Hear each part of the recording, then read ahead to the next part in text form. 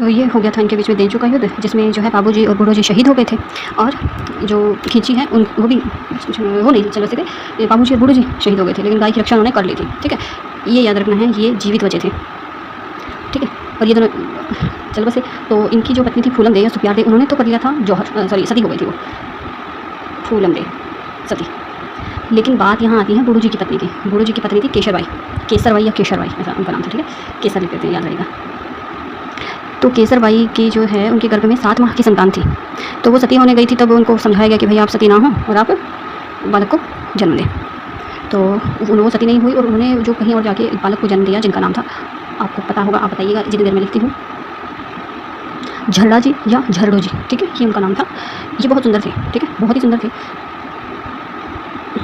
ये बहुत अच्छे दिखते थे। तो इनको ऐसे सब बोलते थे कि भाई तुम तो बहुत अच्छे दिखते हो, लेकिन क्या फ़ायदा है तुम्हारा, है तुम्हारे पापा को, तुम्हारे चाचा को ऐसे उन्होंने मार दिया, और तुम क्या हो, तुम तो अपने में ही बने ठंडे मिलते हो।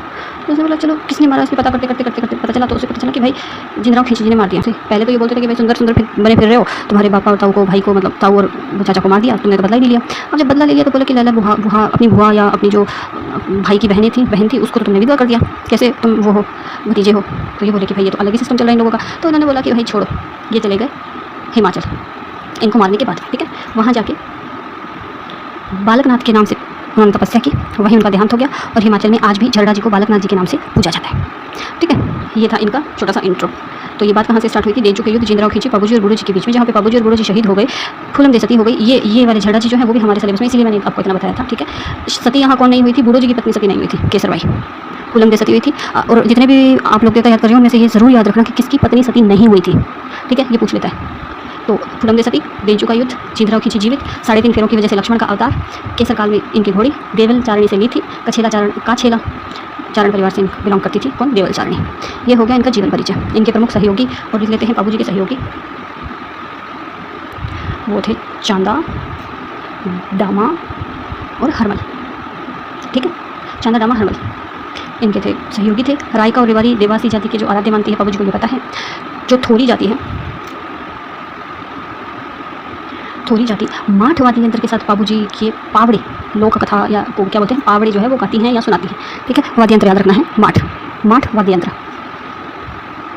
माठ वाद्य यंत्र के साथ बाबूजी के पावड़े सुनाती हैं। ठीक है, अब बाबूजी की फड़ के बारे में भी 2-4 है। ये सबसे लोकप्रिय फड़ है। बाबूजी की फड़ जो है वो सबसे लोकप्रिय फड़ क्या होती है, एक कपड़े के ऊपर बहुत सारे चित्र बने होते हैं, सारी स्टोरी डायग्राम से ही समझाई जाती है, उसे कहते हैं फड़। तो सबसे लोकप्रिय फड़ इनकी है। आयड़ भील नायक जाति के भोपों द्वारा इनका वाचन किया जाता है।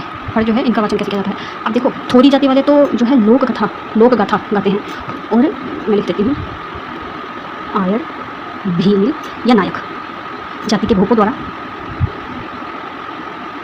वाचन। भोपे क्या होते हैं, जो भी ये वाचक करते हैं ना, उन्हें भोपा कहा जाता है। जो जैसे लिखने वाले को लेखक कहते हैं, सुनाने वाले को गायक कहते हैं, तो इसका परफॉर्म जो करते हैं ना, उसको भोपा कहते हैं। ठीक है, हर किसी लोक देवता के अपने अपने भोपे होते हैं। ठीक है, और फड़ वाचन के अंदर यहाँ देखो, यहाँ तो माठ वाद्य यंत्र था, और वैसे रावण हत्ता यूज़ होता है। ठीक है, इसमें रावण हत्ते के साथ में फड़ का वाचन किया जाता है।